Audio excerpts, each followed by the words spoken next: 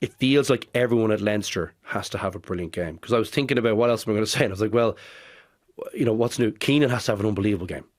Keenan has got to be imperious in the air. Any drop ball, any bouncing balls, any those kind of short crossfield kicks from or grubbers from Jalabert for Bielbury, like he has got to be snuffing that stuff out all day. It feels like Gibson Park is going to have because in that defence, if the defence get on top, and it's kind of crucial for Leinster, Gibson Park is crucial in kind of covering some of those kicks because he's got a lovely short kicking game too. So it feels like everyone has to have a brilliant day. It feels like, I think, Bordeaux probably won't miss many kicks off the deck. It feels like Harry Byrne has got to have a complete opposite to his kind of nervy display in the semi-final. He's got to have a big day off the tee. Just on the point about like Leinster needing to basically have 15 guys playing 8, 9 and 23, 10. I'd say. 23. Like that's something that's been massively lacking in the Champions Cup final defeats. Like I feel like they haven't gotten close to delivering the performances that they would have been building up to in the semi-finals and quarterfinals of those previous tournaments, which they honestly haven't actually gotten close to this year. Some people are pointing to that as a possible positive, that they're going in under the radar or underdogs. I don't really see the logic of them somehow having a better chance of winning the final by playing worse in the build-up, but like delivering in a final has been a problem. Like as in getting that kind of performance you're discussing. Potentially maybe being an underdog might give them a little more freedom potentially in their own head. I don't know, but I think this is the match where I feel like there's the least pressure. It's the least pressure on them coming into any final, I think, that I can remember. I think the expectation is, and rightly so, given how we've led up to this point. I think Jonathan's point, the version that Jonathan has outlined, and you've probably outlined as well, in terms of maybe what transpires. I think most people think that's what happens on the weekend. And it's dangerous. I mean, there's a lot of very good players. Like people forget how many good players are in that Leinster team and in that 23. And if they all, and there is also a version where there's some very good players have a big day in a big match, and that's not unfathomable to me. And we have seen the real danger for them is that we just probably haven't. We've seen flashes of it. We just haven't seen something consistent. And I think to me the big danger is that, you could have 10 bad minutes against Bordeaux and there's 3 tries and they'll kick all the goals, so you're 21 down. They will just pile on points in a period like that. That cannot happen. There cannot be any point where you're down to 14 men. That's we haven't mentioned this. Yeah, the discipline is like you can't. They have to get on the right side of the referee. So Doris has a big part to play, and that the rest of the team have a big part. I would nearly say zero chat to the right. I remember I kind of said about would they consider doing 20 minutes, not one, like just for the first 10 minutes of the game. I don't think Doris is capable of that, from what I've seen. No, but they need to do something to get on the right side of the referee. I would just Carl Dixon as well, by the way. But you could say to Carl Dixon, Carl, I'm not going to speak to you for the first 10 minutes. No, you could. No, I know you could do this, and you could easily say to him, we're not going to speak to you for the first 15 minutes. We're just going to focus on ourselves, and we're going to listen to you very intently, and we're going to let you referee the game. It's a big day.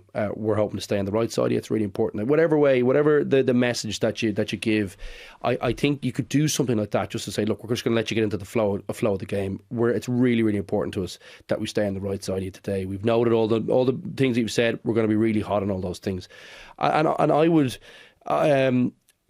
To me, that's going to be so important, because that's a big part of why they have had these 10-minute periods where you're like, Jesus, what happened? Like, well, and they can't have one of them the weekend. These guys will just roast you, and there'll be no way back. There's too much quality on the other side of the ball. There's too much pace. There's too much ability. They won't let you off the hook if they get through. If you don't cover a kick perfectly well, if there's a bad bounce, it's all over with these guys. So they've got to be perfect for a long period of time. It's a huge ask, but the discipline can't be another factor. That's a factor you can control. If they are going to score a try, don't compound it with a yellow card alongside it as well. Yeah. Let them score the try, but you need to keep 15 on the pitch for the whole game. That's essential for them. Jonathan, what's your view on the kind of different mentality they might be entering into this final? Like it is massively at odds. Like even that Saracens one you mentioned. Well, maybe like Leinster were favourites going into that game in the betting, in my memory anyway. Like it certainly was seen as a 50-50 Saracens, maybe slight favourites. This one is the first one where they have been significant underdogs, and that is a new headspace for the team to be in, where they're usually unbackable favourites and the expectations are there. Do you think that has any bearing on how they might perform? I don't, purely just because of the pressure that builds year on year on year on year. Like Leinster are in an almost unique position in certainly Northern Hemisphere club rugby in that we judge them off 3 games a year, really. We judge them off the semi-final and final in the ERC. And Europe, it's how many knockout games do you win? There aren't an awful lot of clubs around that are judged by those standards. And I think that just ramps up the pressure regardless at this time of year, because how we view Leinster's year, so how the body of work is viewed for every player who's pulling on that blue jersey for the past 12 months is going to be judged on what happens in the next couple of weeks. And I think that puts a unique sort of pressure on Leinster. I think the losing 4 finals in a row, we touched on it a couple of weeks ago, that you have to be a really good team to make those finals, but for your legacy, without over egging the pudding, for your legacy, you don't want to be known as the team that loses those finals. So they have lost 4 in a row. To make that 5 in a row, I think would be, that ramps the pressure up again. And I just think Leinster are at a point where, regardless of what the expectation in relation to the opposition is, the expectation in relation to themselves and their recent history means that there's always an immense amount of pressure on them. Yeah, I agree with that. Even though they are underdogs, I